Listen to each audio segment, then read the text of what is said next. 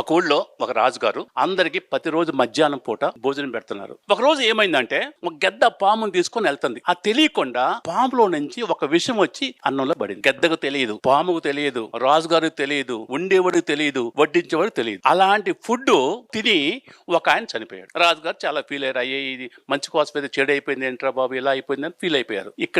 అక్కడ సీని కట్టు చిత్రగుప్త గారు రాజుగారి దగ్గరికి వెళ్ళి, సార్ ఇలా అయింది, ఈ అకౌంట్స్ ఎవరి మీద వేయమంటారు? రాజుగారి మీద వేయమంటారా, పాము మీద వేయమంటారా, గద్ద మీద వేయమంటారా, వండివాడు వేయమంటారా, వడ్డీ కూడా వేయమంటారా అంటే, ఏ గుప్తా నీకు ఎంత తొందర ఏంటాయి, కాసేపు ఆగాడు. మరుసనాడు ఏమైందంటే ఒక ఆమె పోతుంటే పక్క ఊర్లో వచ్చారు. అమ్మా ఇక్కడ రాజుగారు ఎవరికో భోజనం పెడుతున్నారంట కదా, అది చూపిస్తావా అంటే ఉంది.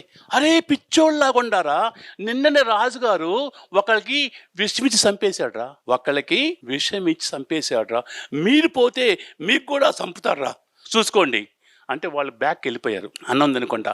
అప్పుడు రాజుగారు యమధర్మరాజు గారు తను పిలిచి, గుప్తా నేను అన్నావు కదా ఆ మొత్తం ఈ అకౌంట్లు. అందుకని మీ అందరికీ విన్నపం ఏంటంటే క్రిటిసైజ్ చేయండి, తెలియకుండా మాట్లాడు, తెలుసుకొని మాట్లాడు.